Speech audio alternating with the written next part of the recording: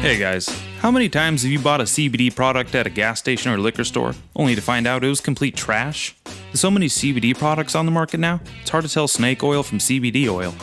Let me tell you about Canary Cbd. These guys are super legit.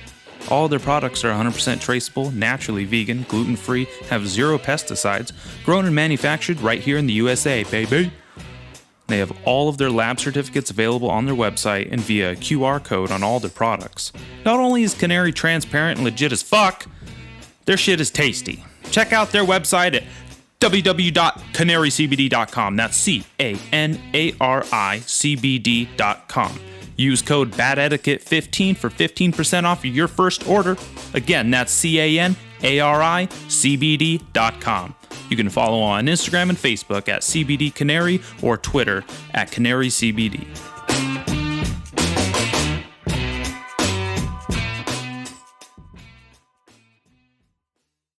Is it some devil that crawls inside of you?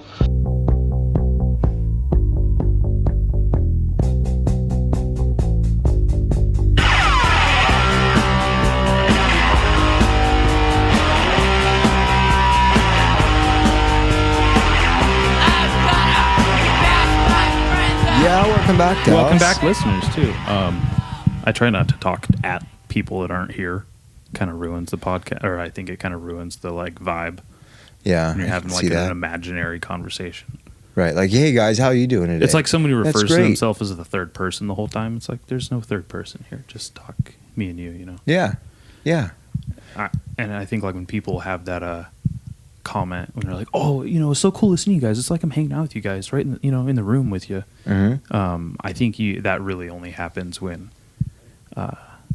you're flowing with each other, right? Like organically. Yeah. Not doing a radio show to a bunch of listeners type of style. Well, nobody is here, and they all want to be, and so we'll just talk like they are, because they're not. But yeah, exactly. They can listen. Exactly. Dallas, I've been listening to a couple of our podcasts, and there's things that I hear now, and I'm like, oh, I got to make sure I don't do that. I got to make sure I cut back on that. I got to make sure I don't do this as much, and it's like little things, stuttering. Yeah, that's what the happens. lip smacking thing. Oh, you know what? That's one huge. of the. Do you have any chapstick? Actually, one of the. I don't have chapstick here, but I know my wife will have some in a minute when she comes. Right on. One of the first things I read when I was starting my podcast years ago was, it's good to have chapstick. It prevents that popping, or that sticking. Uh-huh. Obviously, our lips are probably fucking chapped from making out a bunch before the start of the recording. So. I love making out. I hate it. I also think it was interesting how people, when you acknowledge somebody and you say, yep, right. Oh, it's almost like you're interrupting them by saying that. Is that what you mean? What do you mean? I don't understand. Just in the context of if you're telling me a story, right? Your story. Yeah. Mm-hmm. Exactly. You got it. I do that to this day all the time. Irritating as hell. Listening back and I go, why the fuck did I do that? You're like, just let him talk, asshole. Just let him finish. Right. Nobody wants to hear you talk. Otherwise, they wouldn't listen to a podcast. Yeah, I'm not adding anything by saying, yeah, totally. Yep. I know, right? Me too, bro. I'm just going to nod my head. That's all I'm doing. Yeah. It's really cool, though. No, anyways, I was listening to some podcasts, and it's cool to hear that kind of stuff because I think as a listener, or, you can clean it up and make it sound better. But everybody I've sent the podcast to that's listened to it likes it. They're like, the quality's great. Wherever you guys are recording it is perfect. It's genuine. It's organic. It's not scripted. You can tell you guys are just hanging out in the room together, and I think that's what we're doing. He just read that off a piece of paper, guys. I can't read that well. What's up, Dallas? Catch me up on your life to date. What have we missed? What's been going on with you? Well, I don't know when we recorded last, but my father-in-law had passed away. Sorry to hear that. Thank you. So just kind of recovering from all of the grievances that losing a loved one that take place. Yep. So just going through those motions. But I've been working a really great job with someone who trains here, or at least used to. Mm-hmm. He used to. He's gonna get so mad as soon as he hasn't been hears here that. for a while. He was here. He did a morning class. Okay, when good. you weren't here. Yeah. Okay, I'm not here. He's in the here morning, when you're so not here. Yeah, you're never here. Typically, that's the way it works. I'll look at I was somebody. surprised you were here last night on Tuesday nights. I don't think I see you. What do you mean? Yesterday was Tuesday. Oh wait, is today Tuesday? Today's Tuesday. No fucking Yeah, way. today's Tuesday. Oh shit! God, that you tripped won't me be here out. tonight.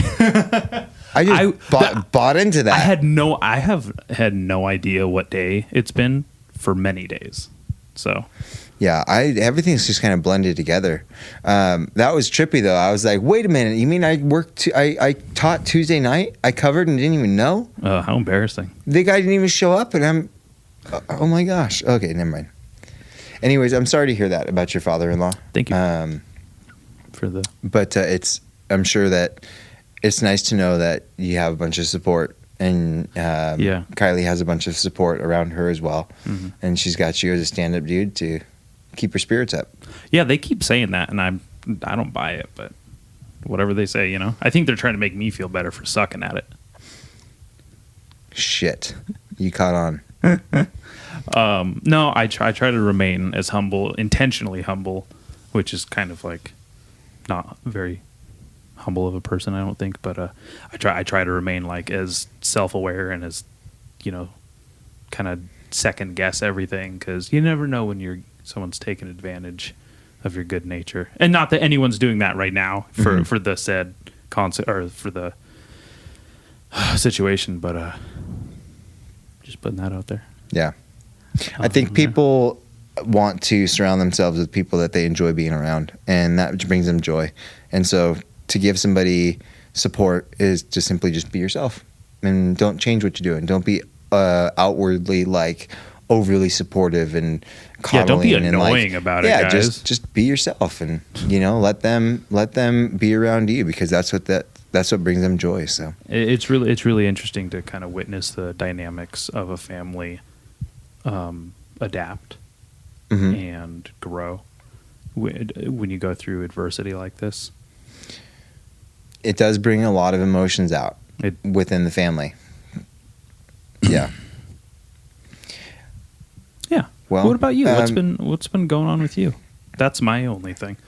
So, not much. Not much new. We had another competition that we went down to for a day. This school's been competing a lot. Yeah, we have been competing a lot. Was that 3 in the past 3 months at least? Which I don't know if that doesn't sound like a lot to some more like localized or centralized schools where they're privy to a lot of competitions, but for a 2-year-old school and the students here, super cool to be even like peripherally a part of.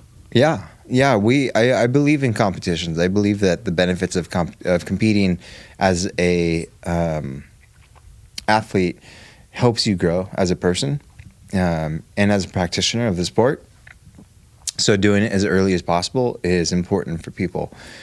And then at the same time, it is a lot. Like 3 tournaments, if you look at a school like Athos, 3 tournaments is nothing. They do that like in one weekend. Yeah. They just drive from city to city and do 3 tournaments. For us, it's a lot because our membership base is not as big as most schools like that. We're in a small area with a small member list. And so when we talk about these tournaments, it's a full investment from the team, because whether there's 10 people competing, 20 people competing, or 2 people competing, everybody needs investment from their teammates. And so our classes are filled with anywhere between 10 and 20 guys or 10 and 20 kids, and the kids that are not competing have to give as much into that as the kids that are competing, so that the kids competing can go out there and have fun and do well. So when we do one tournament, we prepare for it. We invest a lot of time and energy there. 3 tournaments in 3 months is a lot. Just getting that all prepared and laid out. We live and to travel. Yeah, that's huge. For this school. We're always an hour and a half, easily minimum away from tournaments. So, most of the time we'll do a weekend tournament, and we'll have to stay down there for the weekend. As coaches, as school owners, my wife and I are the ones that are pretty much responsible for being down there throughout the entire event. And so most of the time, if we have 20 people competing, that's never like back to back, one after another. How do you yourself balance competing yourself and coaching and supporting your competitors, your teammates? It's hard. It's hard to balance that, and I don't think I have been balancing it. And I actually think that's why I haven't fared so well in the last tournaments that I've been registered in and competed in. Like you yourself? Like me myself. Okay. So managing like the time management of the scheduling with the tournaments and the people that are competing is easy enough. Mm-hmm. Creating that venue for like us as a team to go down, check into a hotel, all be a part of, the same thing, going to the tournament together. That's all easy and stuff. And then I know on a schedule, a list of times that our competitors will be competing and with what mats they'll be competing at. And so when you get to the venue, you have the ability to look around and see where the mats are and where their numbers are. Yeah. And then you just look at your list and you're like, okay, I have 10 competitors and these are the times that they're competing on these mats. So I know I have to allocate coaches to those mats with those students so that they have coaches when they're competing. Yeah. A lot of times, though, I'm very shorthanded on coaches because, as you can tell, we only have, a few coaches. Yeah. And out of those few coaches, they may not be available to come. Yeah. It's tough. And so I end up coaching for the most part and just run around, from mat to mat to mat, helping coach. And sometimes we miss kids, and I rely on our Gracie Bauhaus support from down in LA to be like, hey, I know some professors down there. I have a student on this mat. You have some students on this mat. I have to run to mat 6. Can you coach this student? That's so cool. Because at my previous school, the one intermediate between this one, they spoke about that red wave, and I think maybe even you had all those Gracie Baja shirts and all those people. You CGB, and it's like a fun cult. We're like, we're all in it together. Like, I'm supporting you, you're supporting me. It's a great thing to see, and it got me like a little more open-minded and a little more less. I still haven't competed, period. And I wanted to ask you, what do you think makes a person avoid competing?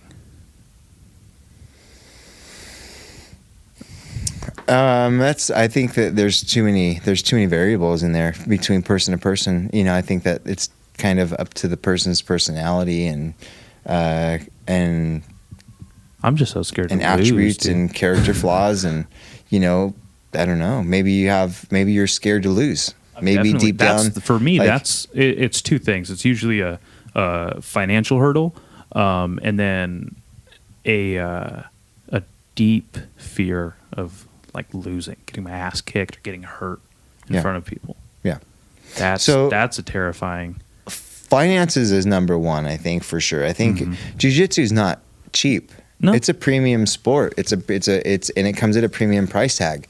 You've got jiu-jitsu memberships that range from a wide variety. You've got, the lowest jiu-jitsu membership I've ever really encountered is like $130 a month. Yeah. And that's for a part-time membership, and then there's schools that I've heard charge almost $500 a month to train.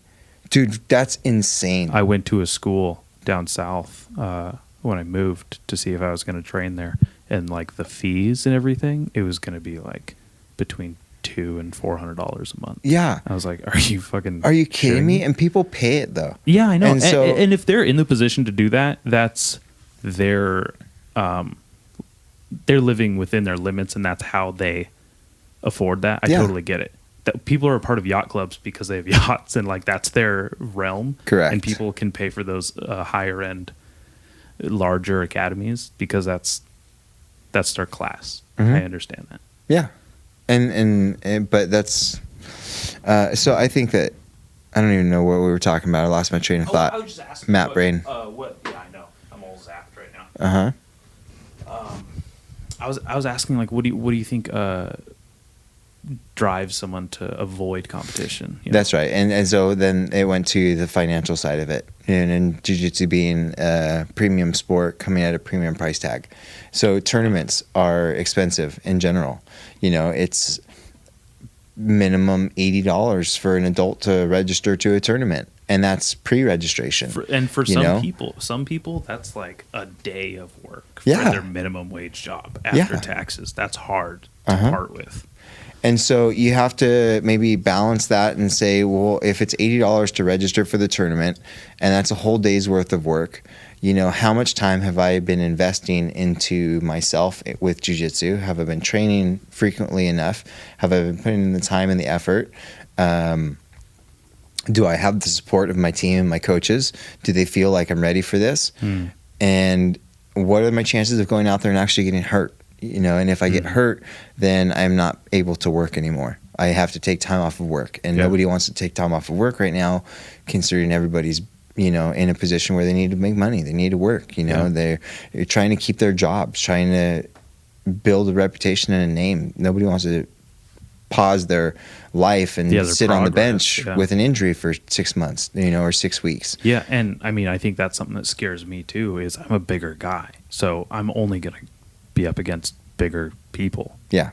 That's a higher margin for injury because there's more falling weight. There's more strength involved sometimes, you know, and when you're that big, you don't move so gracefully.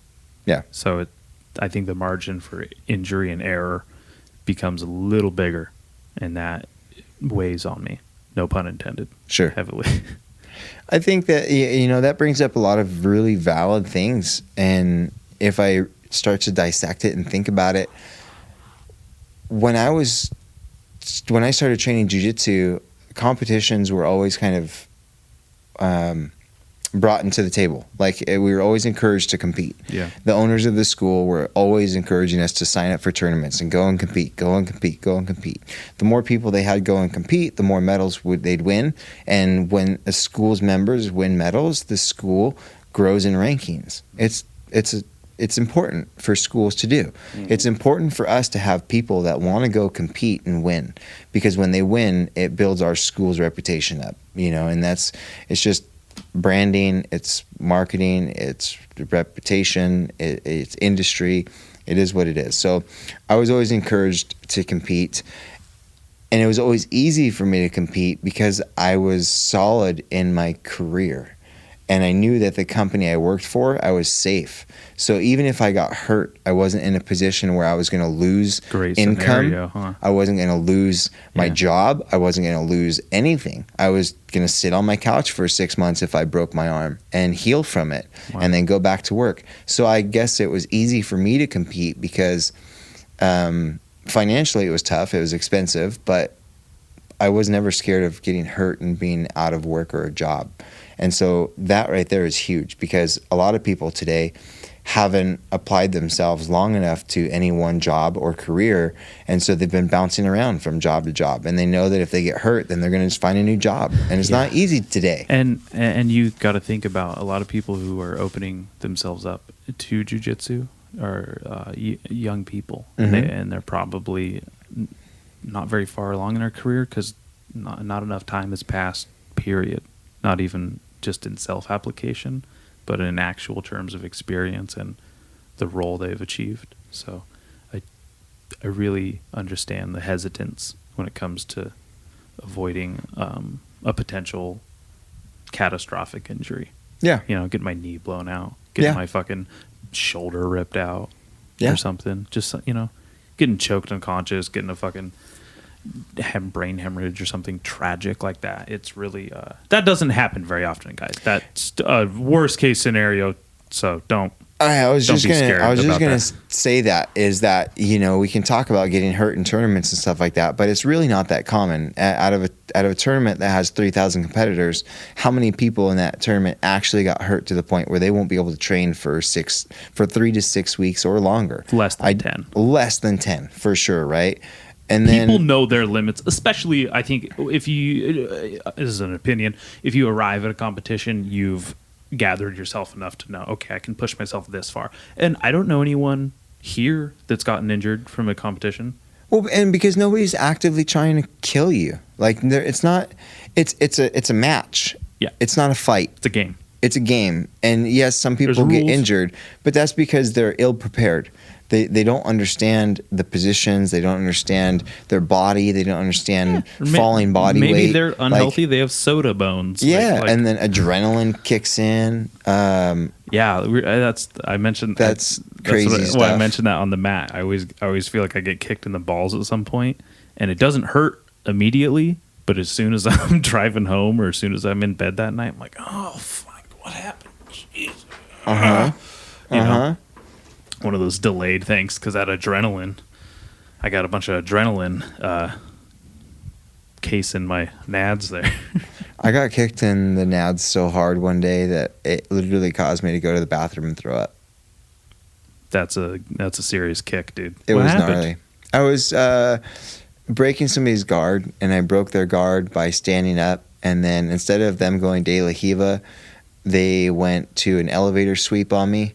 And as I went to go stagger my stance, they were underneath me. They were pretty deep underneath me, and so their heel just came straight up and like straight into my fun bits. And it, like, for a second, for like 3 to 5 seconds, I was like, "Oh, that's gonna hurt. Yeah, this is gonna really hurt. Oh my god!" And then it didn't hurt. I just felt sick. Like the pain didn't kick in until delayed, and it was instantly like nauseous and like, oh, I'm gonna throw up. And so then I like literally ran off of the mat, ran to the restroom, threw up. Jeez. And then the pain set in, and I was just like, oh my god, ice, bring me ice. I don't know if I've ever thrown up from a testicular impact, but I believe it because I've almost. I don't think. Jeez. Yeah. It happened. Actually, it's happened again. There was one time it happened, but I didn't throw up. I got close to it, but didn't. Just the nature of the game. Sometimes it happens. We do our best to stay safe, but, you know, things happen.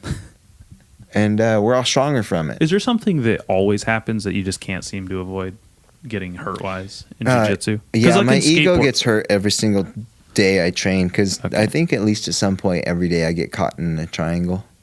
I've never done that to you, so you're welcome. No, I'm kidding. I'm just being hard on myself. I actually haven't been caught in a triangle, knock on wood, for probably since the tournament, since that competition that I just was in recently. Did you get triangled? Yeah. Oh, how embarrassing. Yeah, I know. No wonder. Rub it in. I was just getting over it, too. Yeah, it's fine. Well, I can go. There's tampons in the bathroom. There is. It makes you feel better. Jerk. What a jerk. So actually, kind of we roundhoused it and ended up on a different topic. You asked how I balance everything with competitions and stuff, and like my training and my competing and everybody else competing.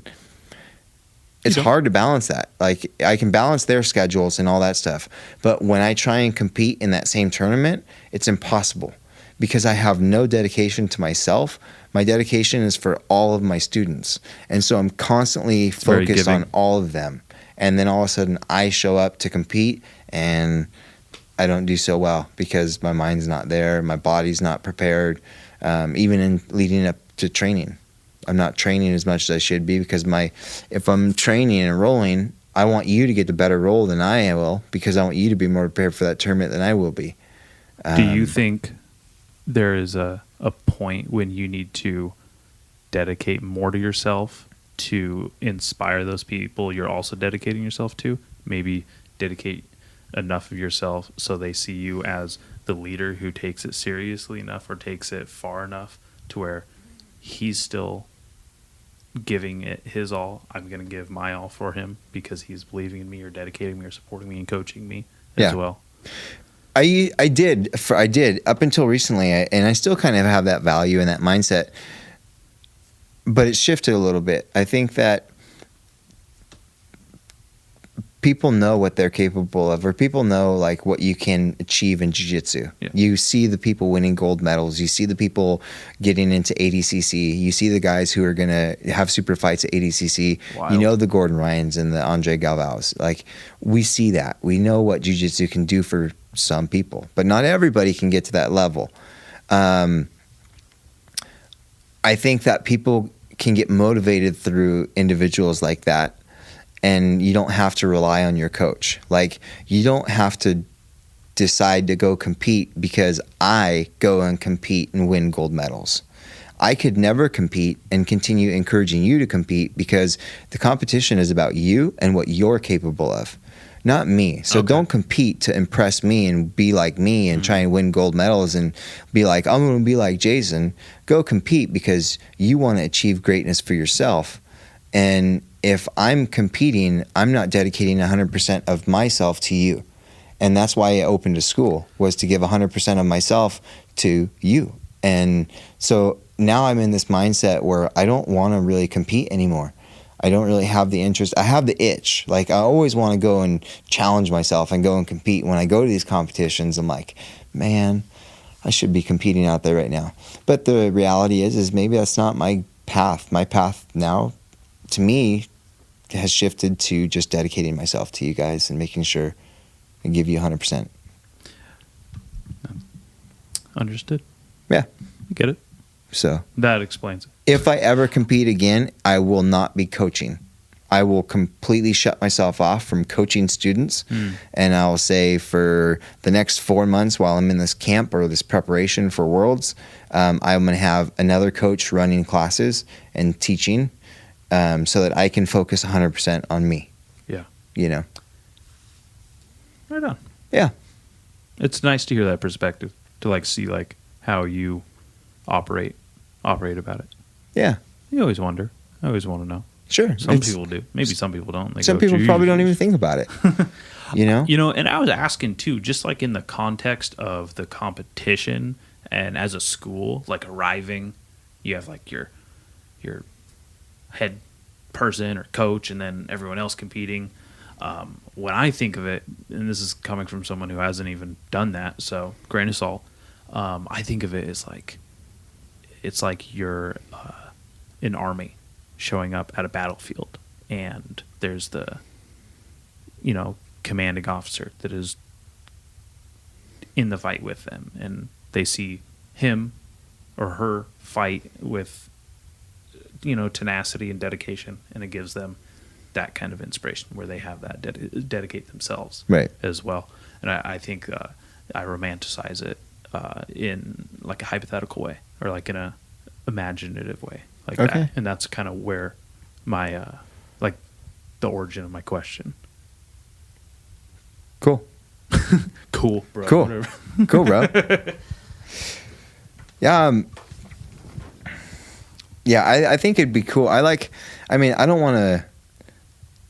think it's important for people to compete so that they understand more about themselves and their own abilities.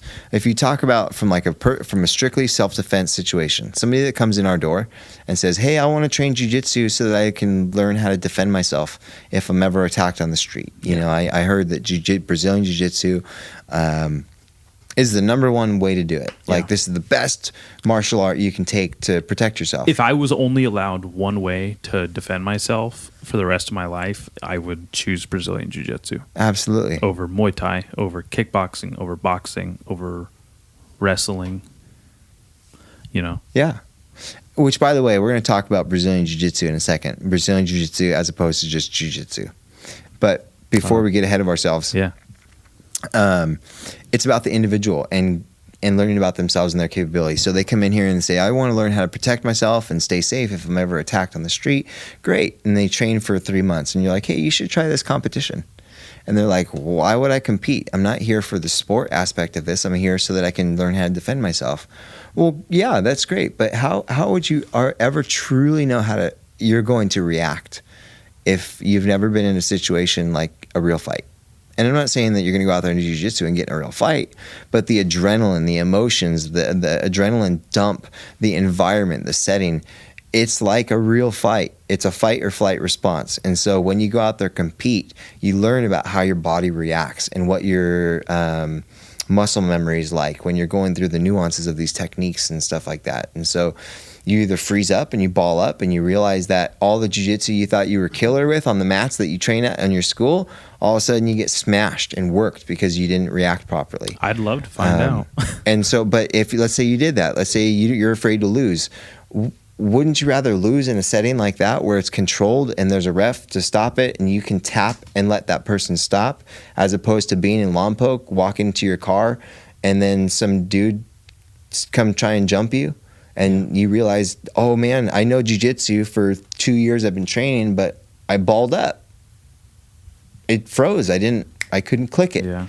You know, so I think that a tournament is like real life. It puts you in that environment where you have to respond and you have to learn about that situation. I armbarred someone in the beer section of Food Scout in Lompoc once.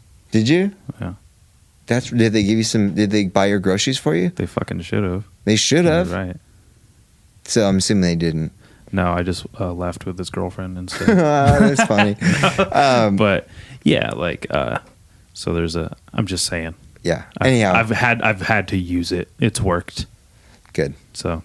Well, then you know about yourself. So I don't need to compete, bro. That's all I'm saying. Yeah. Excuses. That's just excuses. Yeah. You know what? Everybody should compete at least once. I think a really enlightening point to say, wouldn't you rather lose in a controlled environment than a Wild West environment like that? Sure. I think that that gives me perspective because you said that. I may have came to that conclusion independently, but I don't think I've considered it like that. So yeah, thanks for saying that. Sure. Because you're right. I would much rather lose in a uniform than, you know, in my fucking pajamas in front of my car. Yeah. Take it with a grain of salt, but in my opinion, there's 3 big things that are going to cause injuries in a tournament. One of them being your own ego. I'm not going to tap to this. I'm not going to. No. Like, it's not there yet. I'm going to escape. I want to win. And all of a sudden, it's just too late. So your own ego can get in the way. The other one is you have uncontrolled falling body weight, meaning the person didn't know enough about the mechanics of the technique that they were trying to do or the takedown that they were trying to do, something like that. And so uncontrolled falling body weight, that's typically another big injury in jiu-jitsu. The third one is waiting too long to see what the hell is going to happen. So like, which is almost like ego too. It's almost like ego, right? They're the same, 2 sides of the same coin, I think. Because you're like, maybe I can get out of this. Oh, fuck. Yeah. And especially at early levels, because it goes back to the whole understanding the mechanics of the technique and stuff. If somebody's on top of you and mount and you're like, oh, I'm so tired, so I'm just going to breathe here for a second. They have my arm, but they're not trying to do anything with it. Let me see where this goes while I rest. And then all of a sudden that person, not knowing how slight of an adjustment they need to make to get the finish, they just crank it. And then you're like, ouch. So those are 3, but the tournaments have insurance. I've been victim to all 3.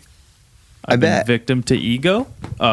This guy G at my last school armbarred me and I wouldn't let go, and it was like a straight arm lock too from bottom, and just popped all in there, and he was like, oh! What the and the fuck coach you was doing, like, he was like, why didn't you tap? And I was like, I didn't think you had it, you know. And then same school, my buddy Landon got me in a body triangle and like cranked it, and it was like my back. Like I already have like a slip disc, and he just made it so much worse. And I didn't tap because I was like, I'm not fucking tapping to a body lock from a white belt. And it was my stupid ego because it was like, oh, I was a white belt just a few months ago with him. So why would I fucking ever have that ego? And then uncontrolled falling body weight with my fingers constantly, wrist locking myself. Yep. You know, someone landing on my nuts. Right, trying to frame, trying to create little frames. Or and another one over.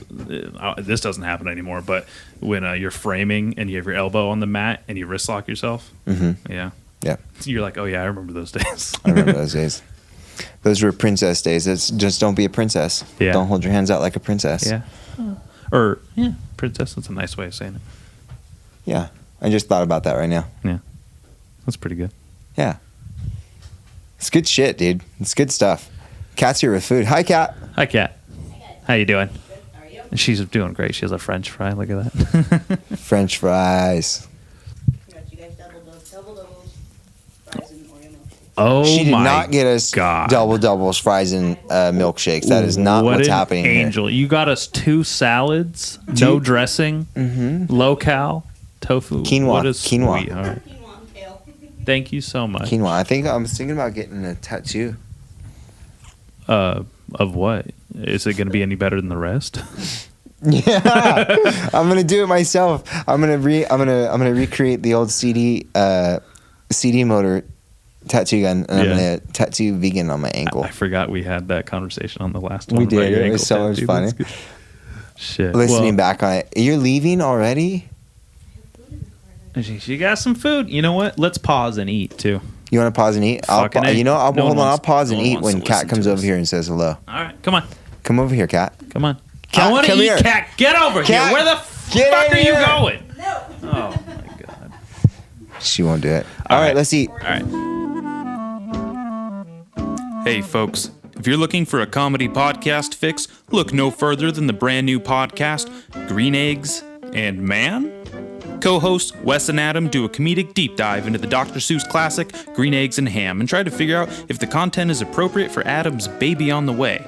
Each week, they read a single page and try to come up with theories about how it could all be connected. Sometimes they talk about Star Trek, sometimes they talk about religion, sometimes they get visited by a haunted ghost girl. It's all on the table, folks. New episodes come out on Tuesdays until the book is finished, so tune in to see if Wes and Adam eat the green eggs and ham, or if the green eggs and ham eat them. Oh man, the food just instantly gave me. I feel more vitality. I feel more tired. You feel more tired? Yeah, the milkshake I didn't drink. You didn't drink it? I'm still drinking. There's no milkshake here. I don't know what you're talking about. There's never a milkshake or a cheeseburger in this building. There's no evidence of it anymore. Fucking scarfing those things out.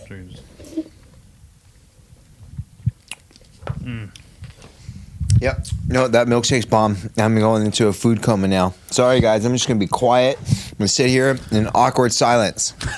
It can't be any worse than our zapped energy after the fucking... You know, I was thinking about that. Our energy's been a little bit low today in this recording. But I liked it, though, because I felt like there was like a more cerebral interaction. It wasn't like a full body convulsion. Okay. We're good. I like it. So now we can like crank it up a little. Wait, turn up the volume. We got a little more. We got some sugar and protein in us.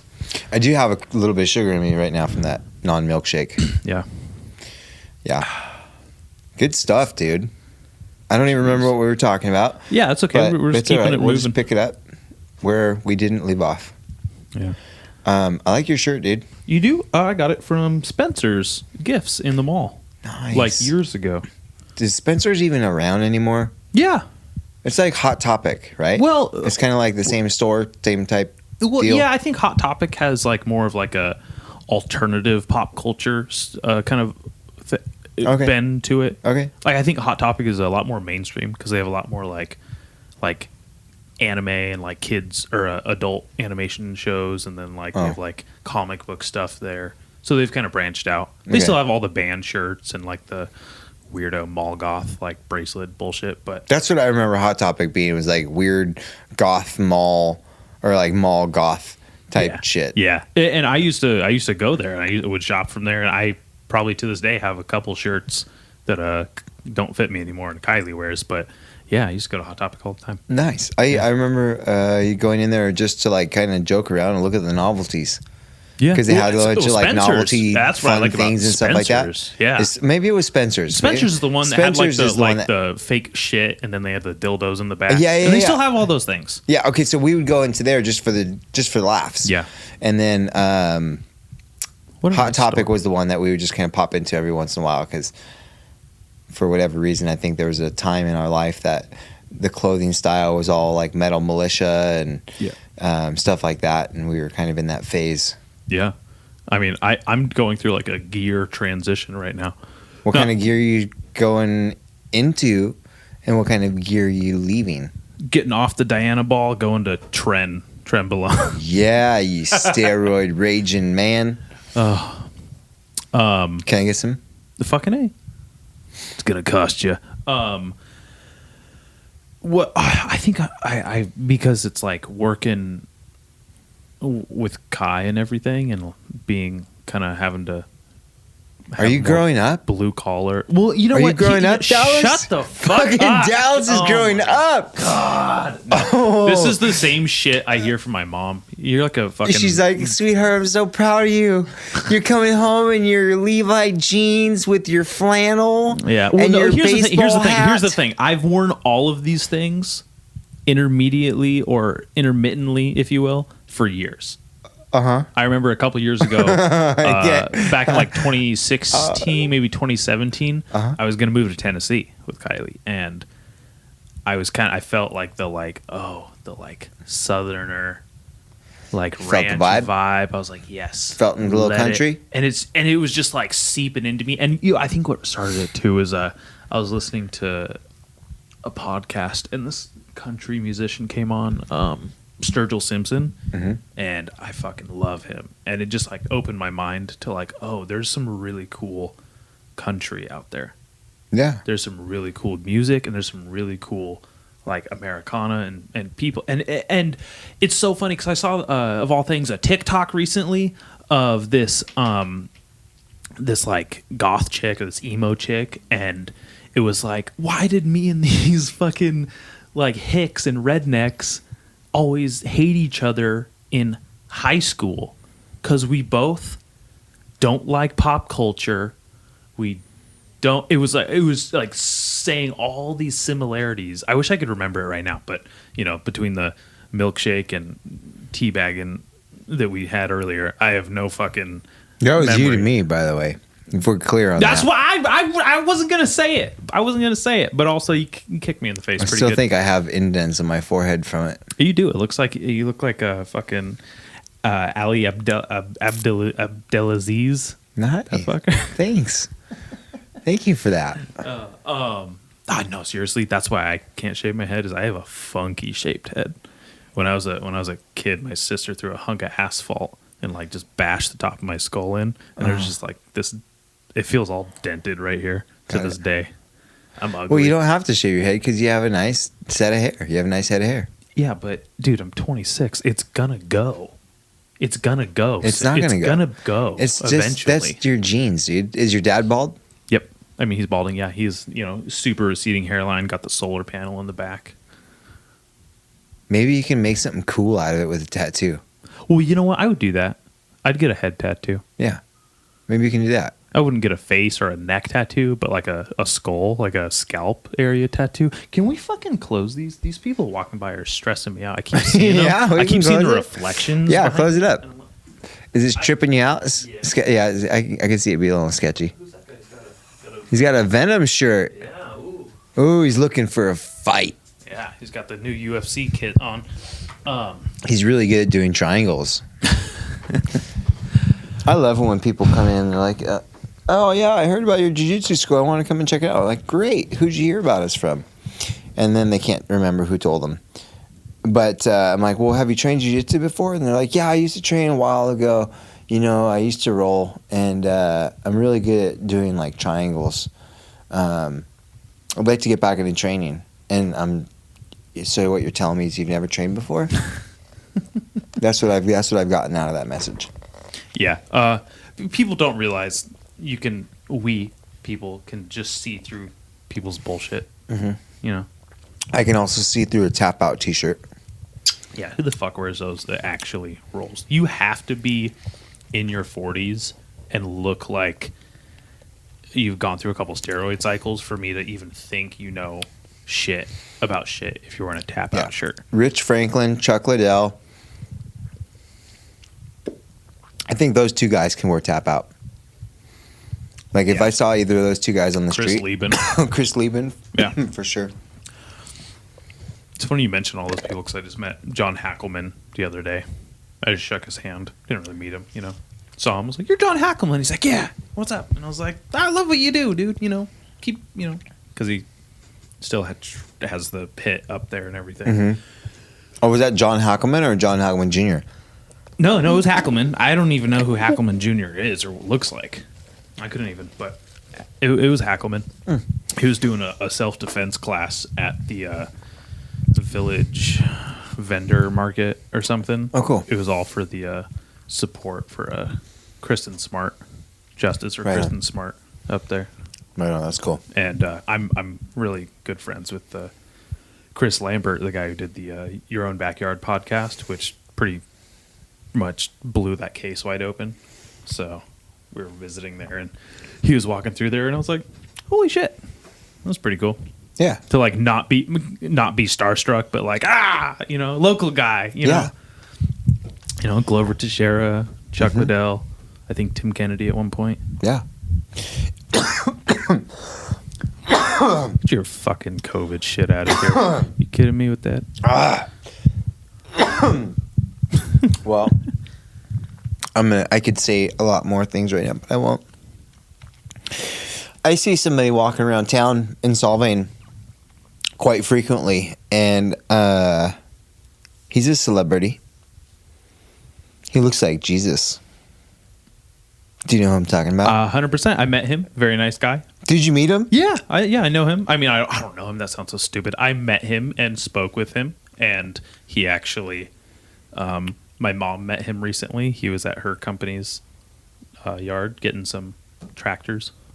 Wow. For his, I'm assuming his house that he's doing work on or something. Ranch or something. Yeah. He was just sitting over here the other day.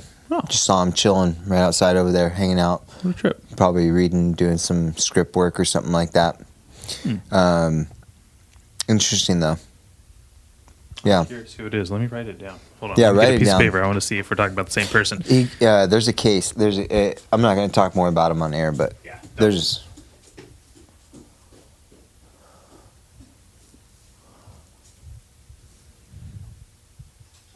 Blank piece of paper right here.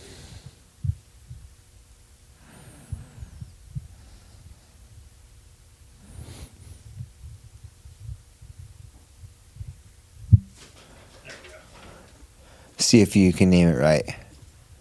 No. No. No. Oh, okay. Oh, shit. Not even that guy? No. Oh, here. I won't even be able to spell his name, dude. Oh, you said Jesus, right? Yeah. Wow. Okay. So we're talking about two different people. That's so funny. Totally talking about two different people. Oh, wow. How fun.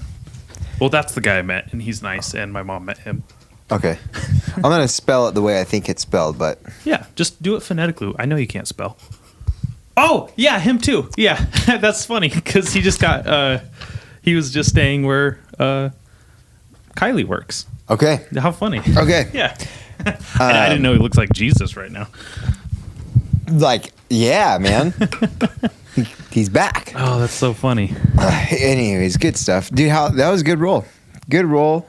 I appreciate you beating me up. I'm sorry I was a little bit broken today. I felt glassy today. I was like, I trained a little bit this morning. You went way hard last night, and like I was like, I can't fucking believe I'm getting up and rolling today after last night. Like we didn't go terribly hard, but we were doing a little combat jiu-jitsu, and I felt like I know when I went a little too far because I can't get to sleep.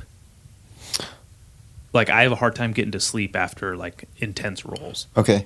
So like when I go home, I'm like laying in bed and I cannot like adjust my bones. Okay. You know what I mean? They're like all like, Yeah. I need to like do a whole body cracking. Yeah, I can see. So I So take we went too no hard. offense for you know, Good. taking it easy on me. Because I did take it pretty hard on. I did go pretty hard on David last night too. I went He's a hard better on- man for it. I went hard. He is a better man for it. That's why I did it. I did I it was so that jealous. he would stop using his strength. The reason I kept going was because he kept getting upset at himself and vocalizing that externally, and It's just how some people express themselves, Jason. don't express yourself that way. You don't have who Wow. led This you isn't to a safe think space, guys. You have the freedom to express yourself that way. This is California. You don't have the freedom to express yourself. Sometimes when I'm skateboarding, I'll be with someone and they'll get very frustrated and they'll go, ah, you know, or they'll like throw their skateboard or kind of freak out. Oh, I love that. They get mad because they didn't pull off a trick, Yeah, so they yeah. just slam their skateboard on the ground and break it. Sometimes it's after a battle. They're doing it for a very long time. They're coming close.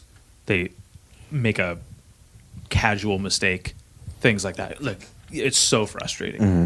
I'm sure you've had, things you've interfaced with before where you had to do that. I just look at it like that. When people are upset, I go, I've been there. I've broken my own skateboard many times, like a fucking little cunt. Right. You've just been spoiled about it and just like, a little temper tantrum. Right. And I wish I would have never broken a single skateboard intentionally that I've ever broken in my life, because I could not afford them. Sure. I think stuff like that is a little different. I think that it's the same, but it's a little different. I know. I wanted to put that out, like maybe it's comparable.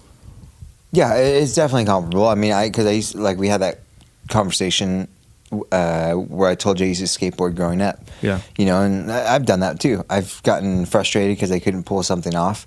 And after trying, for hours on end, you get frustrated and you just... Here's where I think it's different. Where it veers is they're both individual journeys, but only one of them has the component of a training partner. Yeah. So I think that reaction kind of lends like an unspoken commentary to the person you were just training with. Right. Kind of, if someone does that, I'm kind of like, oh, did I piss them off? Should I not have done that? Should I not have been doing well at something? So I get kind of like, oh, sorry, I did well. Yeah. I didn't mean to do just good enough that you're upset. I don't want to upset someone, you know what I mean? Like, yeah. I definitely want to strangle you or, arm bar someone or. You should want to. But I don't want to upset someone. But either. this is coming from a completely coach's stance, dad's stance, whatever. I'm no coach, so let it rip. Well, we talk about getting frustrated at skateboarding, right? Yeah. So you do a run, right? You go to the skate park and you have your little run that you're gonna go into, or let's say you're just trying to land this trick. Yeah. You want to do whatever ollie onto the rail and crooked nose slide with a 360 flip exit. Yeah. Or if that's even real. Yeah. Crooked grind, 3 flip out. Totally right. real So trick. You're getting everything but the exit. You just can't land the 360 flip. Yeah. Right. And it's a hard time trick. and time again, everything else is perfect. The 360 kick flip out, you can't land it. And then all of a sudden, after an hour of trying it, you get frustrated. The last time you throw your skateboard down and break it. The mechanics are exactly the same. So you're doing everything until the very end, and the mechanics don't change. So it's not the situation that's changing your environment. It's the fact that you can't do that one thing that's causing you to not be able to pull it off. With jiu-jitsu, in a roll like that, there's no objective. Your objective is to get a submission, but there's no one submission you're trying to get. You're rolling around fluidly, and through that, there's a message. There's learning through all those movements. And so every time you get submitted and you get upset at yourself, you're losing the you're missing the message. His job was not supposed to submit me. He didn't have a roll. Joe didn't have a roll last night. Steve didn't have a roll last night. Yeah. The job was to roll. That's it. Let's train and do what we do. But I think there's different messages that you pick up in a roll and in training. And if you're constantly shutting yourself down and hitting the mat and and getting frustrated at yourself, you're missing some key things. I think that you just need to accept the moment and enjoy it. Like, dang, that was cool. I learned from that, instead of getting frustrated at yourself that you got tapped out. Yeah. I understand where you're coming from. Deeper. I hear what you're saying. So could it be possible that he is receiving all of those things, and that's just his process? Yeah, it's is the emoting that way. Mm-hmm. I'm not saying I'm not talking ill on any individual for doing that. I'm just saying, it's kind of, don't do it. Control your emotions. Yeah, I get it. Don't outwardly vocalize it and slam your hands on the mat or say you're upset. Yeah, nobody wants to get tapped. Like, nobody ever wants to get submitted. I like to get No, submitted. when you choked me earlier, I was like, "Fuck, man, Fucker. that was humbling." Yeah, I know, but you didn't want that. No, But you didn't get upset that it happened after. Wow. You didn't I have mean- a conniption fit. Not that anybody has a conniption You're fit. supposed to submit me. You're a brown belt. I'm not. It's not new when I get submitted by you. It's You're supposed to submit me because I teach you shit, and you should be able to use it. yeah, you and know. submit me. So I mean, I try. Yeah. What? There was something recently. I can't remember what it is. Move on. moving on. So It yeah, was a good roll. It was a fun roll. It was a fun roll. Oh, yeah, My we hand had was a little bit banged up. That was an interesting thing that happened to my hand, rolling it in the Toriando pass, getting it trapped in and rolling on top of it. Felt like I busted all my fingers, and then I just have a nice little fracture on the you outside. want some CBD to put on it right now? I'm good right now. Okay. Yeah. 'Cause I have After it, we're too. done with the podcast, I'll put some CBD on it or something. Right on. I have that really good high dose freeze CBD MD Oh, sweet. roll on stuff. Oh, yeah. I carry it with me everywhere. Heck yeah. It's the only reason I got to sleep last night. All right. It's thanks to you. Yeah, you're welcome. Actually, honestly, it might have been Carlin fucking laying on top of me. Yeah. Yeah. You can't tell how big Carlin is, and then he's on top of you, and you go, fuck. He's a big dude. He's a big guy. He's a ain't he? big dude. He's got big legs. Yeah, yeah. Yep. Soccer. Soccer. That's what I mean. My big legs come from soccer. skateboarding. That's why I have, calves like a fat woman.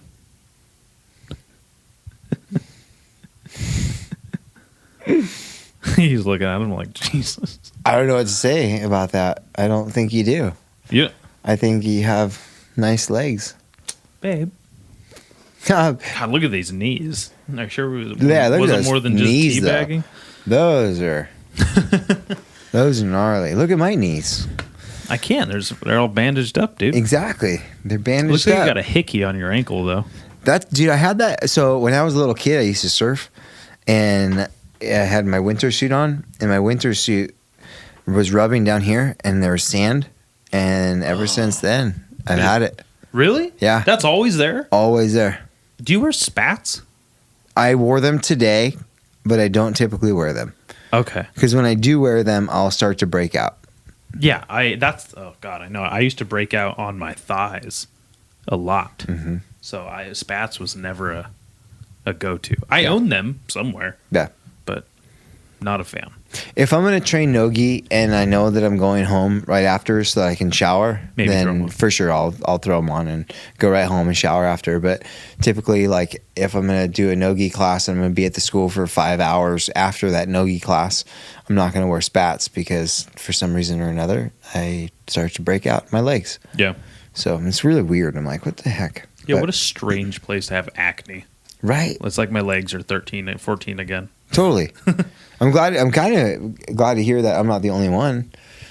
It's not fun when I'm taking a shit and I have to pop zits too, dude. I'm like, sit, Right? you know? Dude, can you believe they made that a freaking app? Like What? a zip popping app? There's a zit popping app? There's like a app that you can like I saw it years ago though. So I don't even know if it is. Talk to me. It's weird, dude. I think it's gross to even talk about. Well, you're gross to listen to talk, so just let it rip. Yeah, I know, man. All right, I'll talk. Zit popping. Hold on, I'm on it, dude. Because Like, pop that I watch zit. Dr. Pimple Popper all the time. Do you really? Yeah. Oh, I love it, dude. I can't fucking get enough of it. You know how we were talking about like watching those animal killing videos and then like tapping into that that shark brain shit. Like Yeah. there was something just over the last couple months has just like pushed me into this whole nother realm of like I need to see the brutality. You know? Okay. I don't know. Like fuck that coyote, dude. Maybe you should do, instead of sober October, you should do like no social media November. November. That's always in my mind. On my mind is doing less social media. Yeah. And I think if I didn't have the podcasts, I wouldn't have social media. Got it. If I didn't want to be a comedian like career wise. You almost have to use it as a platform for what you're doing. Yeah. Yeah. We have Instagram for the gym because of that. It's a marketing. I don't want Instagram. I don't like social media. I think it's toxic. Also, there's some people that if I lost communication with because I just wasn't on social media, my heart would be broken. Sure. It would break my heart to not have these friends across country that I still keep in touch with. Yeah. Like my buddy Sean Felix in Arizona, my buddy Colby Bystrom in Colorado, you know, like my buddy Aiden in Washington. Like these people are important to me. I only have guy friends because, you know, that's what happens when you're in a long-term relationship, but whatever. Yeah, no, there's definitely some benefits to having social media and stuff like that. But at the same time, today it's just gotten out of control. It's not even about, you know, that's like the excuse. That's the fallback. Oh, well, I have important people that I would to lose contact with, and that's a real thing. Yeah. But it's like now also, it's a fallback. You don't have Facebook to keep in touch with Jason, those people. I also like sharing my extremist views content on there. Okay, is it this thing? Pimple popping app where you pop zits like a game? Yeah, it's. How are you grossing out? It's fake. That's like fake. That's like cartoon it's looking like stuff, a worm like, coming out of it. Yeah, dude. I have one of those tools. Cat has one of those at the house. I use it to get earwax out of my ear. It works so much better as an earwax remover than a fucking pimple This conversation is gross. Yeah. We're moving on. He's tapping on. I made him tap to conversation. What a bitch. Tap to the conversation. Just like a little one. What's up, Dallas? I just finished that milkshake. That's what's up. Yeah, I don't know, dude. Talk to me. What do I need to be better at or suck less at? Or like when you roll with me, it's a conversation we're having. What's my vocabulary like? When you steamroll, yeah, you put people in a position where they suck.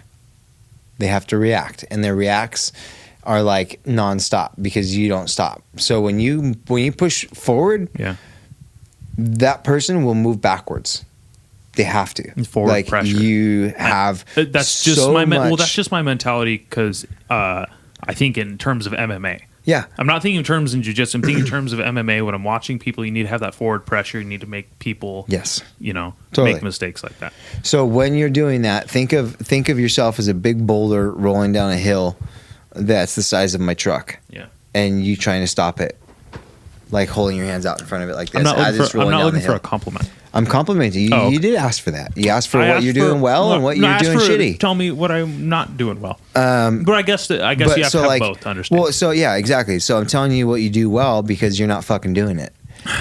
When you do it, it works. So when you steamroll and you bulldoze and you just come forward, that works really well and it puts you in a really good position. But you don't do that enough. You're too nice. I am. You're too nice. So funny. I am. I think about it all the time. I'll be sitting there in the shower, like, washing my stinky butthole, and I'm like, why do I fucking suck at being like not turning up like the rudeness level? I think that's the only reason I got those 2 submissions early when I got here last night. You went for it, right? Well, yeah, I went for it, and I was like there, like mentally, because like I told you, so I have to be kind of goal oriented when I roll with people to kind of succeed in like a tapping, in like a submission only type of exchange.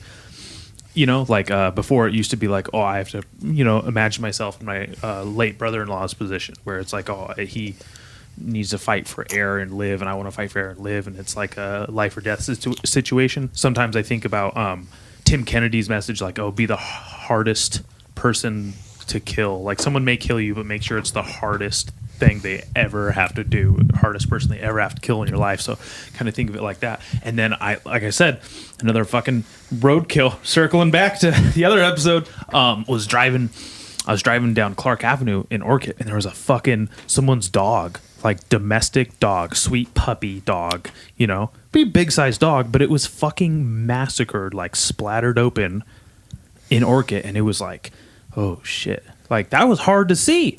It sucks seeing like a domestic animal. Yeah. Like it's one thing if you see like a dead animal and they're intact. Like we see dead deer driving here all the time, going from town to town. Well, whatever. It's like, that sucks. But when you see someone's like puppy that has a name and had a personality and it's fucking brutalized like that, it put me in like this weird headspace where I was already kind of like flirting with that kind of goriness, mentally speaking, watching more violent shit, just having to need it, watching those animal kill videos before you get into the class, in jiu-jitsu. And so I was like, I had to think of it like, oh my God, these people are going to kill my dog. They're going to hurt my dog if I don't finish them first. You know what I mean? So I like put myself there, and then it kind of like slowly like calmed down and died down. Like when you were choking me earlier, you almost had that like bulldog choke, that side choke. I had to really sit there and think about like, what would I have to do to make sure this person doesn't kill my dog?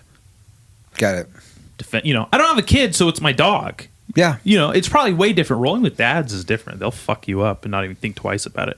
My buddy, I was talking, Jason Bryson, he's going to be on my podcast.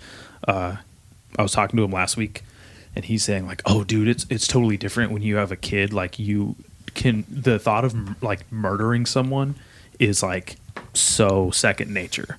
It's like you don't even question it. Like if someone ever hurt my kid, I'd fucking kill them, period. You just like graduate to that upper echelon.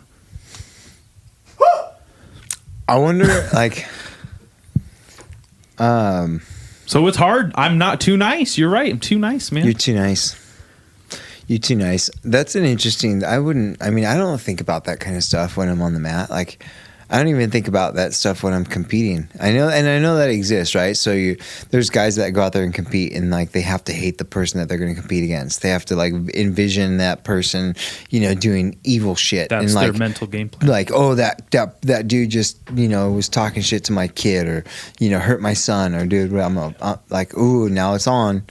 I don't think I've ever really thought that way.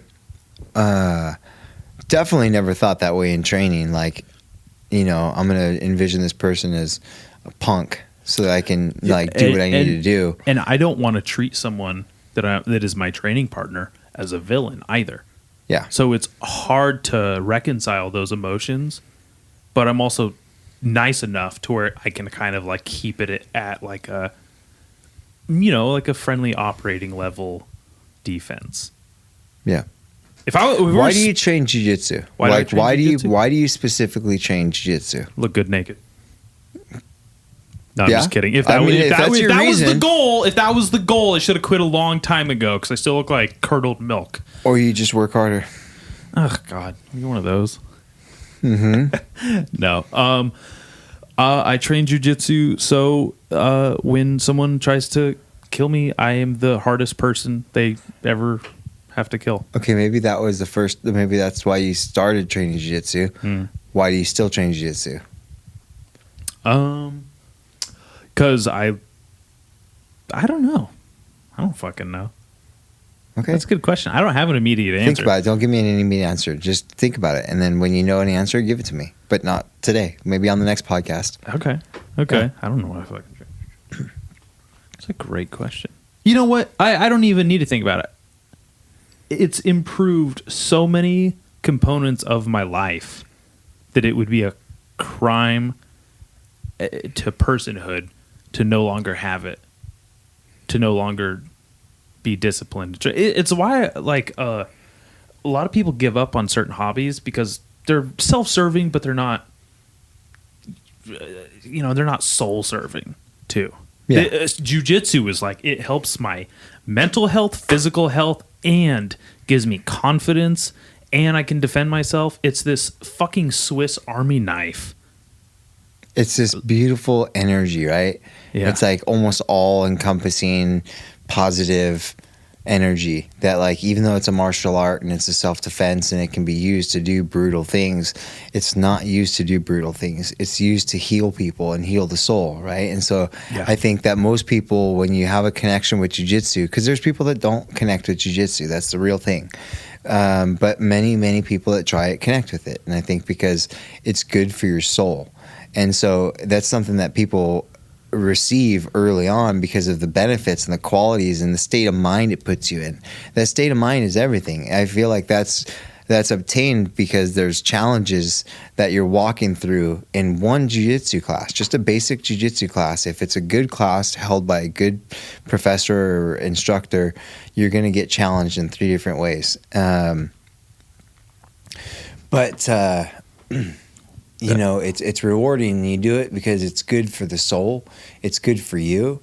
And so going back to that whole like envisioning, this dude, you know, he hurt my son, or he slapped my girl on the butt, or like, like, so basically, you know, jiu-jitsu is good for your soul. And what you're doing is you're now taking toxic energy and pulling it into this beautiful, positive thing that makes you better.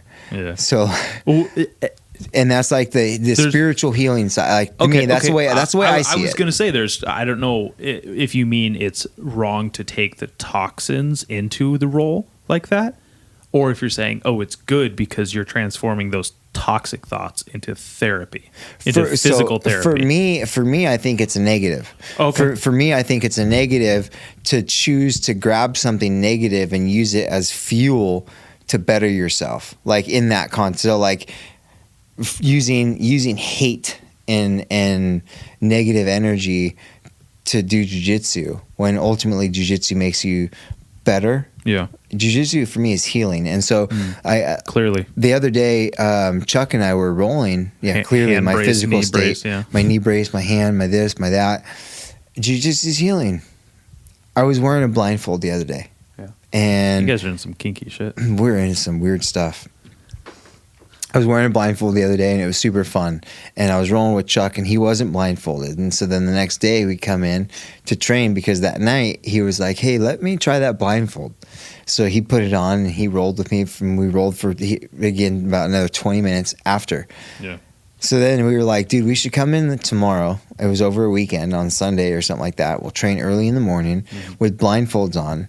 And then after, we'll do some Hicks and Gracie breathing techniques. Oh, wow. And we'll just get into a meditative state. And I was like, all right, cool. And that's what we did. We didn't do any of the breathing techniques. We just trained, because here's what happened. We showed up, we put blindfolds on, and we started with like a flow roll, just like a slow, like feel it out, get your grips, touch this, move your arms over, trying to figure out where you are and warm up with the flow roll that way. We ended up rolling for about an hour straight. And neither of us tapped each other. Neither of us stopped for water. Neither of us stopped to pause and reset our positions. We just rolled straight through. It felt like we were training for 15 minutes. Yeah. So when we stopped to kind of like reset and reassess and fix everything. And then we look at the clock and we realized it had been an hour. For like real. And then he was telling me about an arm bar that I had him in. I don't remember having him in an arm bar. Yeah, you were blindfolded. Yeah. I was blindfolded. I don't remember, but like, so the mechanics of my body and moving into those submissions, I didn't know I was doing it. I was meditating while I'm training. There's second nature. And it's like, that's healing, that's spiritual. And so I can do that because I use jiu-jitsu in a positive influence. So now had I gone into that mindset and I rolled with Chuck and put the blindfold on and said, oh, this motherfucker, he slapped my girl's ass. I'm going to just bring all this rage into this blindfolded roll right now. I'm not going to get the benefits of that like spiritual meditation.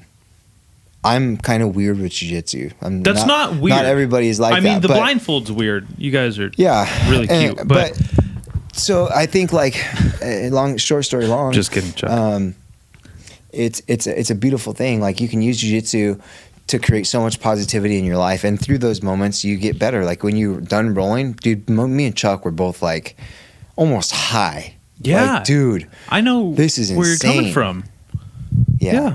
I know where you're coming from. When you expel that certain, it's like the driving home sometimes from jiu-jitsu. It's like I'm sitting there fucking tripping in my car. It's like a whole nother experience when you get that weird adrenaline exercise cortisol high.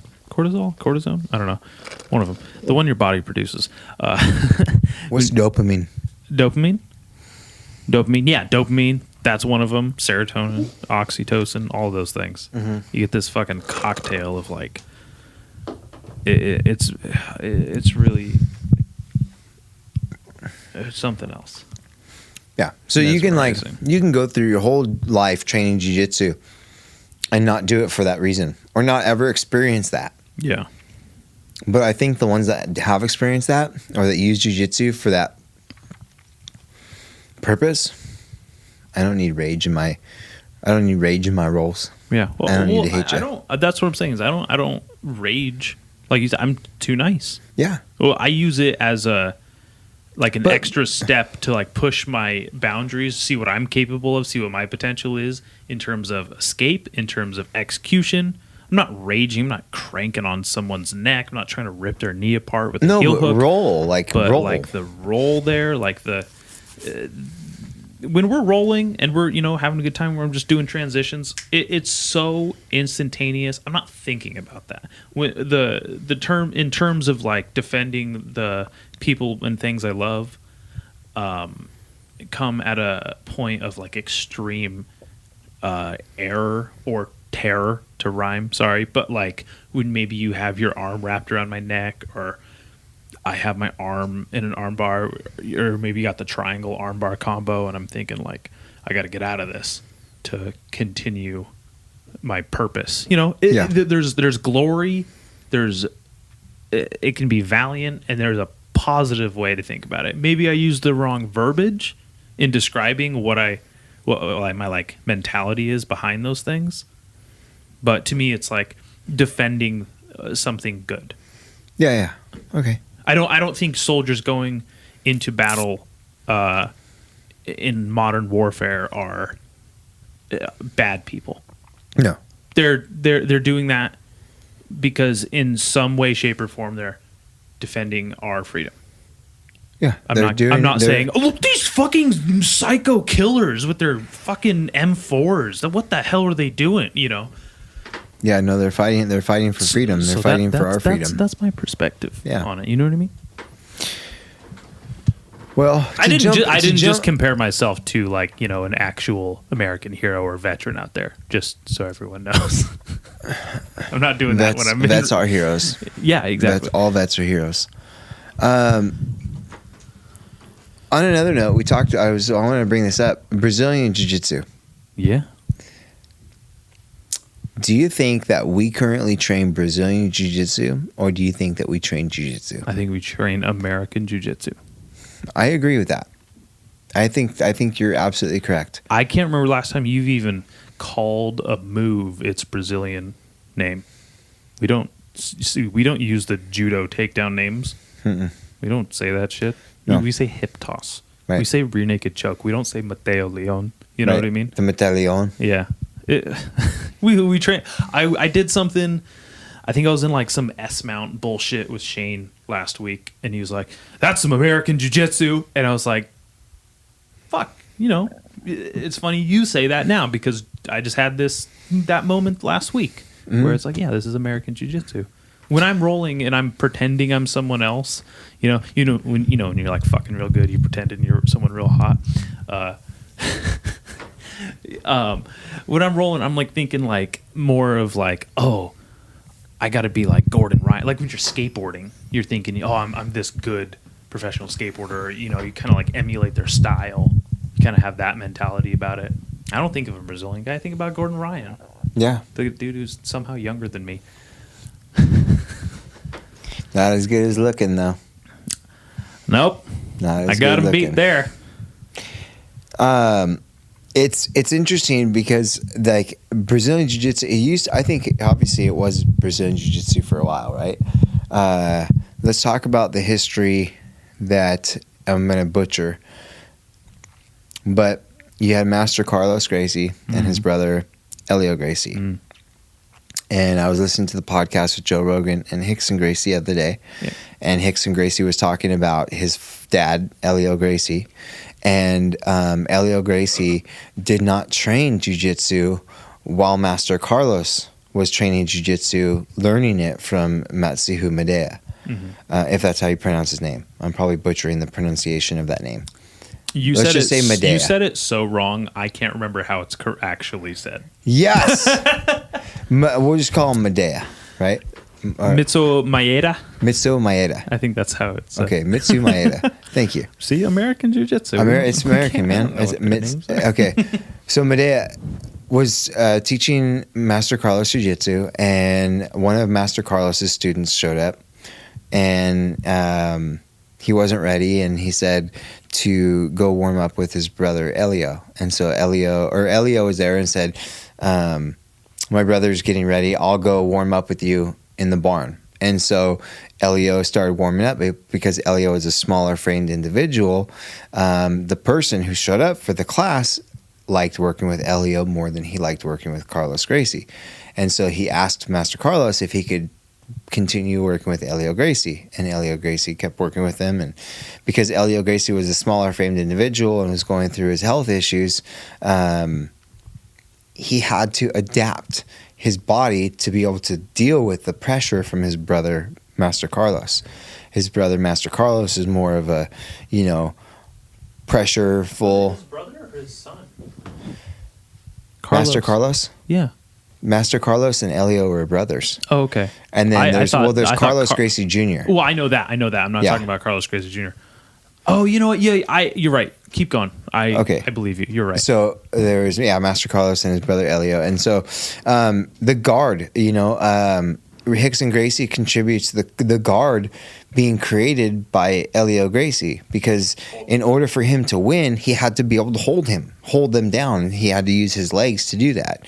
And so that all makes sense, right? And now fast forward, Elio Gracie, Rickson Gracie, Henner and Hoyler Gracie, all the family come to the United States. They go to LA, Torrance, California, or whatever city, and they start building their brand and their martial art and testing it with other schools and doing the Gracie challenges and stuff like that. So when they started teaching, they were really forming Brazilian Jiu-Jitsu, because what they learned was not what they taught. Like, they had to change it. And it did originate in Brazil. It originated with that family. Yeah. So, of course, it became a cultural thing. It became Brazilian Jiu-Jitsu, and that took over. But then it came to the States.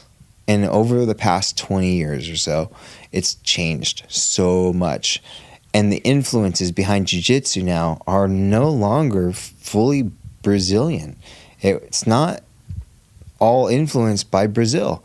It started there, but it's not continuing from there. So you have Gordon Ryan, you have Keenan Cornelius, you have Josh Hinger. My heroes are Rafael Lovato Jr., not Rafael. Right. He's an American guy from Oklahoma, him and Dean Lister and fucking Gordon Ryan, of course. But. Yeah. And so the way the game is gone, I mean, I almost think it's kind of interesting to continue calling it Brazilian Jiu-Jitsu. What else is there in the world that we still refer to culturally with its, place of origin? Because there's jiu-jitsu from Japan, which evolved, from judo, and then Brazilian made it our own. Yeah, of course, not our own, but I feel a sense of pride because we do Brazilian jiu-jitsu sometimes. I don't know, man. I guess like skateboarding is skateboarding, but sometimes there's people just skate vert. Those are just vert skateboarders. We're not street skateboarders. Mm-hmm. But we don't call street skateboarders. We just call them skateboarders. Yeah. But we call the vert skateboarders, where it originated, vert skateboarders. So that's Brazilian. So we can, I like where you said, do we do Brazilian Jiu-Jitsu or do we just do Jiu-Jitsu?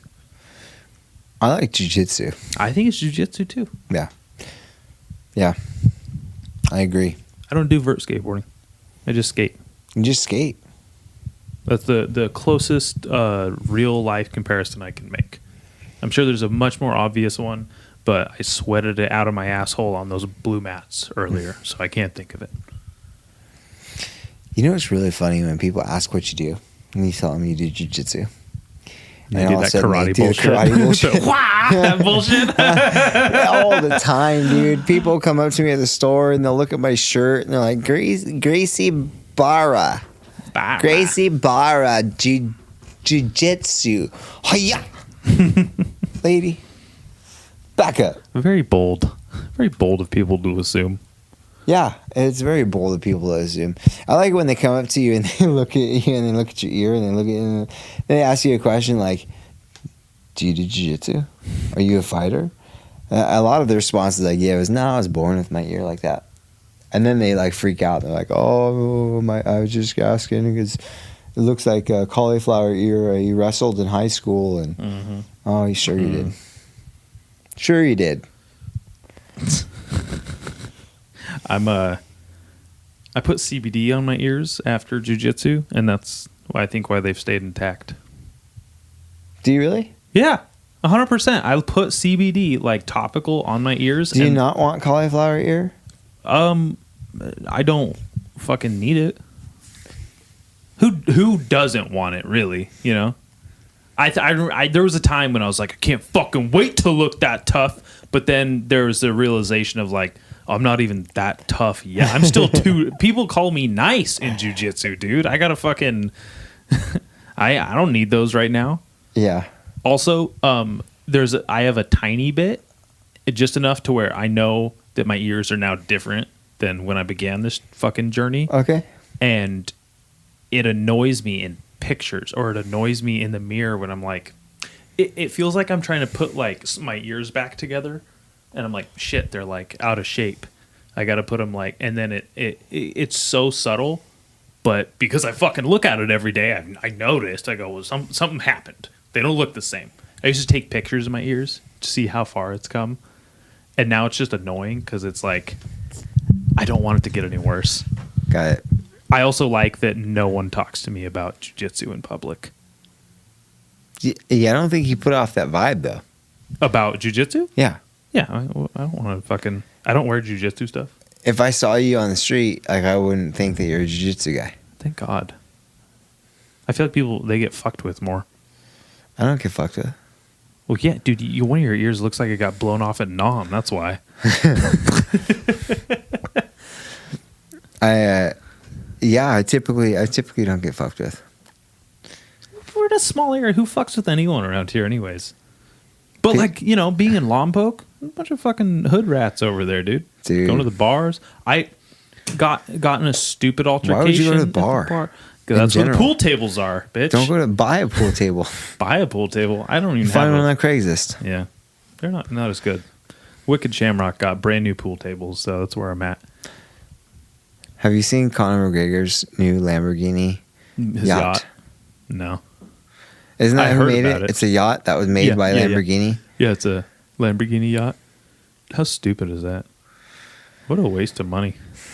That kind of thing like gives me like secondhand embarrassment or like secondhand anxiety of like, dude, you're one of those people who like you were broke, so then you got money and then you just buy gaudy shit with it. It's like people who get their tax return and they blow it on something flashy, and then there's still the same broke asshole next year. Ugh. Mm-hmm. That hurts. Mm-hmm. That hurts. Yep. That hurts me like deep in my soul. The things that he could have done with that. To be fair, I don't have that money. I might have bought, like, if I had money. Oh man, I might buy something stupid. How much do you think that thing cost? Between probably. Did you see it online? Did you see the price of it? Between 9 and 20 million. I didn't see the price of it, but I'm gonna say around there, maybe 4 million. I'm gonna look it up real quick. Yeah, look it up, please. But I was gonna ask you, just because you brought this up, made me think. If money was no object, what kind of things would you buy? Like I remember when people were talking about one of his friends asked Joe Rogan. One of his friends asked him like, You get some new shit after the Spotify deal? You know, the $100 million Spotify deal? You buy some new toys and shit? What'd you get? I want to know what you bought. I want to know, like, what you got, you know? He got some, like, couple nice cars and shit. Not a lot of shit. You know, bought a nice house in fucking Texas. So that's pretty cool. Isolated. Mm-hmm. Whew, sounds like a dream. Okay. What kind of shit would you buy, dude? I have this all I'd have this all thought out. Oh, really? Wow. I'd for sure buy like a super fucking like tricked out overland apocalypse style Land Cruiser. Nice Toyota. Or maybe like, just trick out a 4Runner. 3.6 million. 3.6 million. So I was right when I was at 4. Inside, yeah, Connor's $3.6 million Lamborghini super yacht. Crazy. So what would I do if money was no object? Yeah, if you were, like, let's say I fuck you money. If I won the lottery and it was $365 million or whatever. So I would buy real estate in most of the states in the United States. I would try and buy property within all those states. And I would buy that property in areas where I can turn over a handful of properties to a property management company. And then all of the rental money that those properties accumulated would go into trust accounts, interest earning trust accounts. And so then I would take people in my life that are down and out and need some assistance or need just a nest egg set up for them or their family or their future. And I'd take that money and I would create a trust account for that individual. And the thing with the trust account that I would create for that individual is that they would only be able to take and draw from the interest earned off of those accounts, so that there's always a continual stream of income coming into those trust accounts. But when you give somebody money, sometimes they lose the value of that.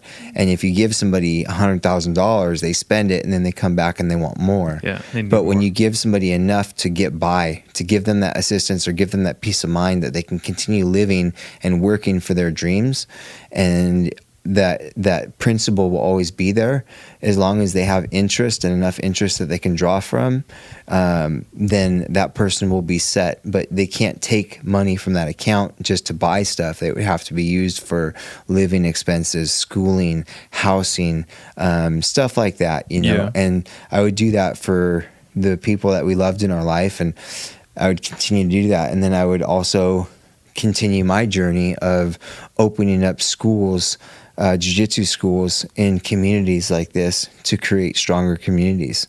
I would empower people to run schools like this once we've developed them and built them, and empowered the communities to come together. So I've thought a lot into what I would do if I came across a lot of money. I wouldn't go out and buy a super yacht. I wouldn't do that type of stuff. You wouldn't buy any new toys? I would buy houses.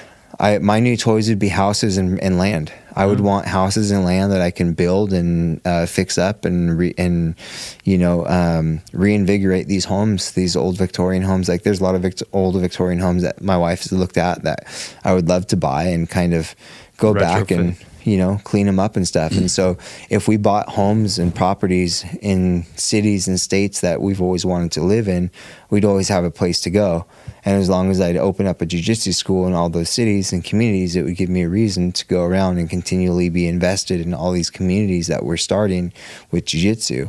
But also be able to have housing that, is available to people that need it in these places. And as long as rent is being collected, then all that rent would go into a trust account for like each state, right? So if I had 10 homes in each state, there would be one property management company to manage all those 10 homes.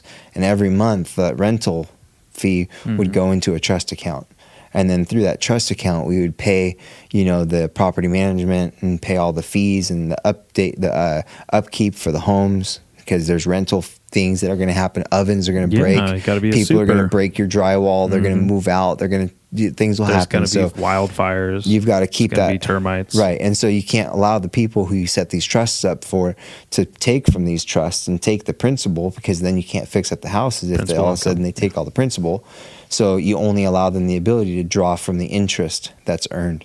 So whatever type of management you can get on a account, if you're earning 2% interest, well, eventually the interest is going to get higher and higher and higher because the nest egg grows. So if you put $100,000 in that account, but every month you have $10,000 to $15,000 of rent coming into it, in a year you now have $300,000. And if your interest is 2% over 6 years, that number grows and grows and grows. And so, yeah. You wouldn't buy a nice rifle or something? You wouldn't get it. Where would you live? What would your house be like? Indulge me. Lifestyles of the rich and famous. So I would. What kind of car would you drive? Would you get a truck? I definitely have trucks. Trucks? What Definitely kind of have some truck would you trucks. So I like my Chevy Silverado Trail Boss. My Chevy Silverado Trail Boss is legit. I'd get a Hilux imported. Hilux imported. I don't even know what that is. So there's this truck. It's like a mid-size. It's like a smaller mid-sized truck. It's probably the most popular truck in the world, everywhere except America, because of something called the chicken tax. Can't import it. Okay. I forget the specifics of it, so I apologize for everyone who has to fucking look that up now. Mm-hmm. But it's Toyota's Hilux. There's a lot. They look like the new Ford Rangers, or like Jake's truck. You know? Yeah, the Colorado. Yeah. They look just like that now. Nice. But they are just like the most impenetrable, high-strung, endurance vehicles. Yeah. They all over the Middle East, all the countries in Africa. Just this wild. It's the most popular truck in Australia. Okay. Just everyone has these things. Nice. They're just tanks. They're just beasts. You cannot kill them. Sure. They're great. They're like the Wolverine, Okay. minus the self-repair part of trucks. And I think I'd get one of those just to have it. Right on. Just have it like in the lineup of cars. I'd want, nice 4Runner, soup mine up, things like that. Yeah, off-road trucks and off-road trucks for sure. I mean, I wouldn't have an excess amount of vehicles or trucks. I would have what I use. What about a muscle car? Did you get a muscle car? You like muscle cars? Nothing like that?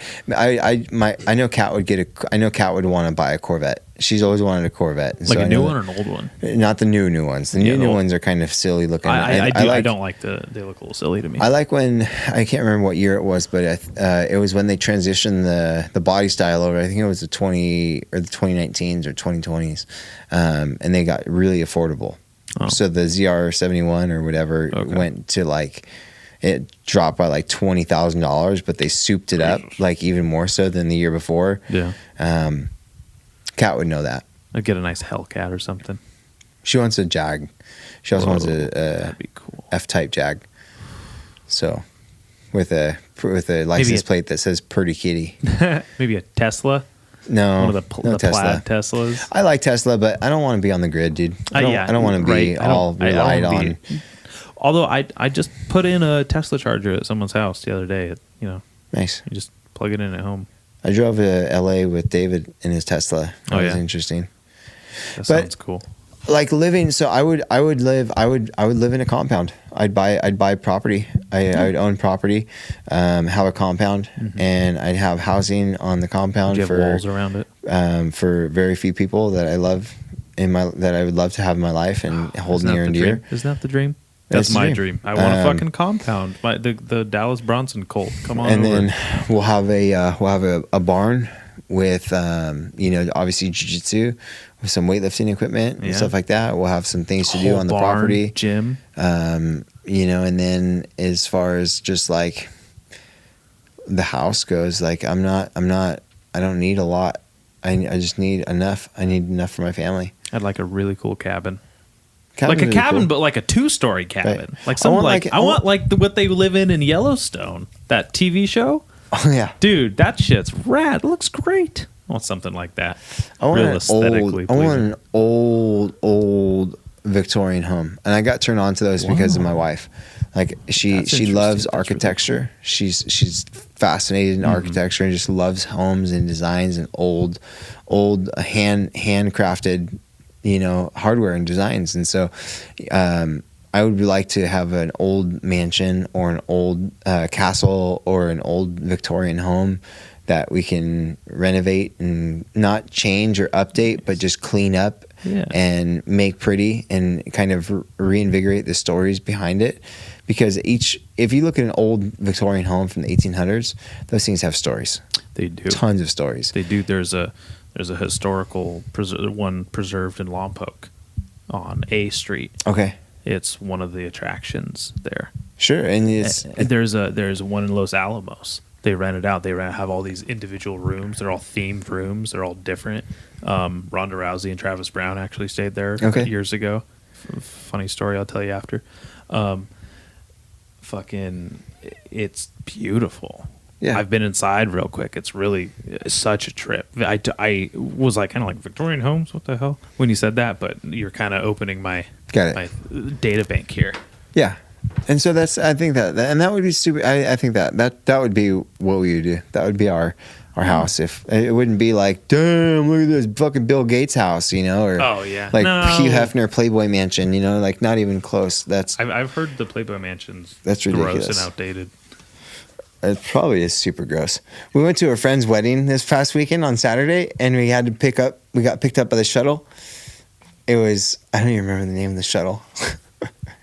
We get on the shuttle, and it's like black leather seats and everything. Yeah. So full on stripper pole in the shuttle. Yeah. And we ended up picking the early shuttle. There was 2 shuttle times, and we ended up taking the earlier of the 2.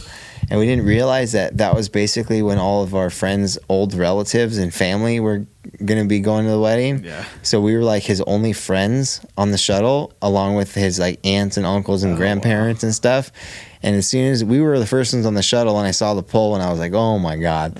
And I walked past it, and I sit down. And of course, every single woman that walked on that bus, old, young, it didn't matter, was like, oh, a stripper pole, grabbing the pole and like dancing on the pole. And I'm just like, my head's down, telling my wife like, oh my God, this is crazy.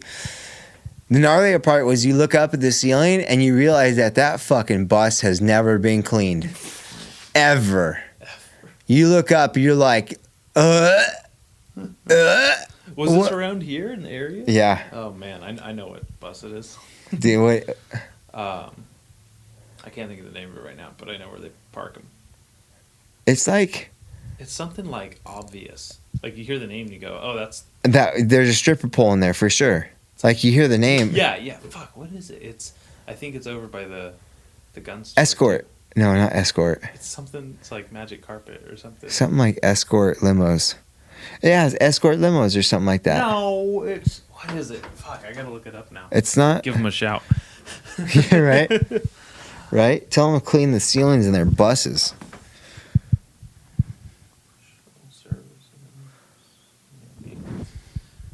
Got it. No. Silk Road. No. No? Fuck. Okay. I thought it was theirs for sure. Do you have an experience with Silk Road?